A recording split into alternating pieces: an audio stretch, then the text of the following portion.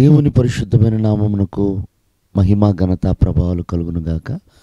వీక్షిస్తున్న మీ అందరికీ మన ప్రభువైన యేసుక్రీస్తు నామములో శుభాభివందనాలు తెలియజేస్తున్నాను.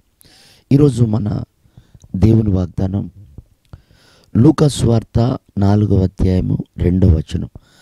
ఆ దినములలో ఆయన యేసు ఏమీయూ తినలేదు. ప్రియమైనటువంటి దేవుని సంగమా, యేసు ప్రభు జోర్దాన్ నదిలో బాప్టిజం తీసుకున్న తర్వాత పరిశుద్ధాత్మ చేత అరణ్యములోనికి కొనిపోబడ్డాడు. అక్కడ రాయబడిన మాట ఏమిటంటే, అపవాది చేత శోధించబడుటకు బలముతో అరణ్యములోనికి కొనిపోయెను అని ఉంటుంది. ఆ శోధన సమయంలోనట యేసు ప్రభు ఏమీ తినలేదట. శోధన కాలము ముగిసిన తర్వాత ఆయన ఆకలి కొనెను అని ఉంటుంది బైబిల్లో. ఈరోజు ఆ వాక్య భాగం ద్వారా మనకు నేర్పించే పాఠం ఏంటంటే, ప్రభు ఏమి తినకుండా ఆ 40 రోజులు ఉపవాసముతో ఉండి అపవాదిని జయించాడు. ఎందుకు అపవాదిని జయించటానికి ఉపవాసం ఉండాల్సి వచ్చిందంటే, లోకములో ఉన్నవాడు బలవంతుడు. వాడిని జయించాలి అంటే యేసు ప్రభుకే ఉపవాసం అవసరమైంది. ఆయన ఏమీ తినలేదు. ఈ రోజున మనకి ఎన్నో సమస్యలు, ఎన్నో ఆటంకాలు, అపవాది నానా రకాల శోధనలు మన ఎదురుకు తీసుకొచ్చి పెడుతున్నాడు. ఎప్పుడన్నా మనం దాన్ని జయించాలి అని ఒక తీవ్రమైన ఆలోచన కలిగి ఉన్నామా? శోధన ఉన్నా కూడా మనం భోజనం చేయగలుగుతున్నాం, శోధన ఉన్నా కూడా మనం పడుకోగలుగుతున్నాం, ఆటంకాలు ఎదురవుతున్నా కూడా, అపజయాలు ఎదురవుతున్నా కూడా మనం ఉపవాసం ఉండాలి అనే ఆలోచన మనకు రావట్లేదు.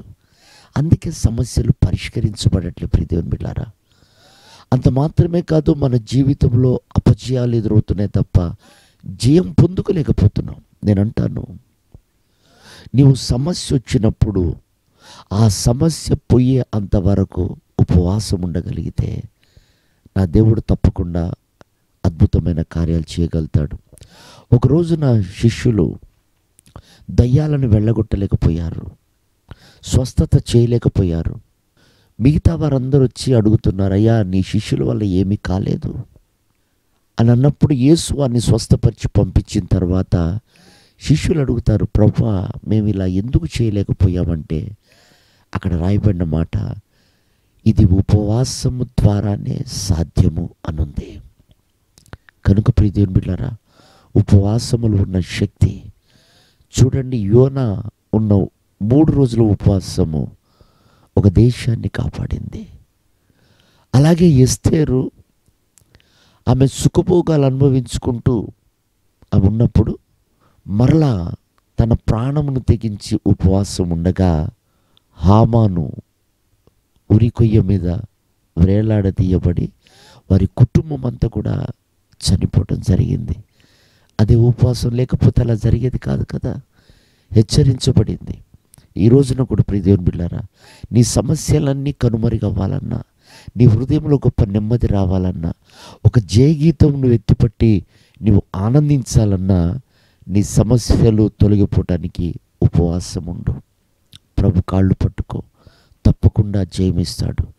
అలాంటి ఉన్నతమైన భాగ్యం ఈ ఉదయకాలం ప్రభు మనందరికీ అనుగ్రహించి ఆయన రాకడకు సిద్ధపరచునుగాక. ఆమేన్.